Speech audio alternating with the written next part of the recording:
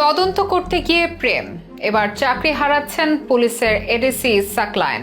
দীর্ঘদিন পরে আবারও আলোচনায় পরিমণি, তবে ইতিবাচক নয়, আবারও ব্যক্তিগত জীবনের নেতিবাচক কারণে চর্চায় এই বড় পর্দার শিল্পী। এবার তার সঙ্গে ঘনিষ্ঠতার জন্যই চাকরি হারাচ্ছেন 30তম বিসিএস এর পুলিশ ক্যাডারের প্রথম হওয়া সাকলায়েন। মামলার তদন্তে নেমে প্রেম, এরপর অনৈতিক সম্পর্ক, একান্তে রাত্রি যাপন, এবার এসব কারণেই আমছালা সবই হারাচ্ছেন এডিসি সাকলায়েন, হচ্ছেন চাকরিচ্যুত।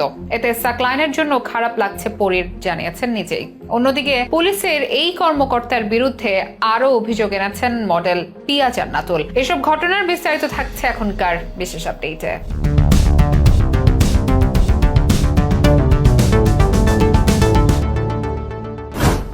আনন্দঘন পরিবেশে জন্মদিন পালন, মুখে মুখ লাগিয়ে কেক খাইয়ে দেওয়া কিংবা একান্তে 17 ঘন্টা একত্রে বাস, আনন্দের সব ঘটনা যেন এখন গলার কাটা হয়ে দাঁড়িয়েছে এডিসি সাকলায়েনের জন্য। পরিমণির করা মামলার তদন্তে নেমে পরীর সাথে তার সখ্যতা যে পেশাদারিত্বের বাইরে গিয়ে ব্যক্তিগত পর্যায়ে চলে গিয়েছিল তারই খেসারত দিতে হচ্ছে এবার। ডিবির সাবেক অতিরিক্ত উপকমিশনার ও বর্তমানে অতিরিক্ত পুলিশ সুপার মোহাম্মদ গোলাম সাকলায়েনকে বাধ্যতামূলক অবসরে পাঠানোর প্রাথমিক সিদ্ধান্ত নিয়েছে স্বরাষ্ট্র মন্ত্রণালয়। তদন্তে উঠে এসেছে নায়িকা পরিমণির সঙ্গে সাকলায়েনের বিবাহ বহির্ভূত অনৈতিক সম্পর্ক ছিল, এমনকি সাকলায়েনের পরিমণির বাসায় গিয়ে থাকতেন। সাকলায়েনের স্ত্রী সরকারি বাসায় না থাকার সময় পরিমণি গিয়ে রাত্রিযাপন করেছেন বলে সিসিটিভি ফুটেজও রয়েছে। এতে অসদাচরণের কারণে সাকলায়েনকে গুরুদণ্ড হিসেবে চাকরি থেকে বাধ্যতামূলক অবসর প্রদানের সিদ্ধান্ত নিয়েছে স্বরাষ্ট্র মন্ত্রণালয়। 2021 সালের 9 জুন রাতে সাভার থানার ঢাকা বোট ক্লাবে ধর্ষণ ও হত্যা চেষ্টার অভিযোগে 14 জন ব্যবসায়ী নাসিরউদ্দিন মাহমুদের বিরুদ্ধে মামলা করেছিলেন পরিমণি। সেই মামলার তদন্ত তদারক কর্মকর্তা ছিলেন সাকলায়েন। তখন থেকে তাদের মধ্যে একটি অনৈতিক সম্পর্ক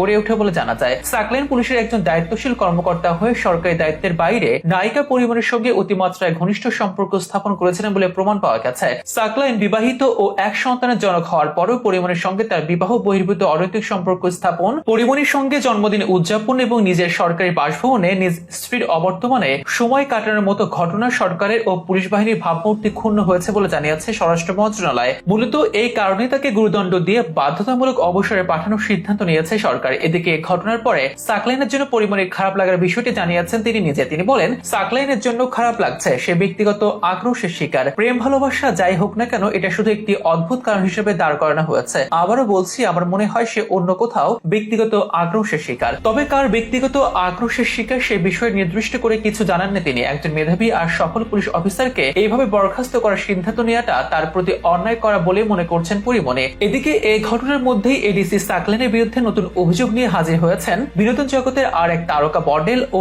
আইনজীবী পিয়া জান্নাতুল। FR টাওয়ারে অগ্নিকাণ্ডের জন্য জমির মালিক হিসেবে পিয়া জান্নাতুলের শ্বশুরকে গ্রেপ্তার করেছিলেন সাকলায়েন। পরে জোর জবরদস্তি করে 164 ধারার অধীনে জবানবন্দি নিয়ে তা আদালতে পেশ করেছিলেন বলে অভিযোগ পিয়া জান্নাতুলের। এই বিষয়ে প্রতিবেদন করলে তার উপর ক্ষিপ্ত হয়েছিলেন বলে জানিয়েছেন তিনি। দীর্ঘ ফেসবুক স্ট্যাটাসে এইসব বিষয় তুলে ধরে তিনি এডিসি সাকলায়েনকে খুবই তীক্ষ্ণ, প্রতিভাবান ও ধূর্ত ব্যক্তি হিসেবে উল্লেখ করেছেন।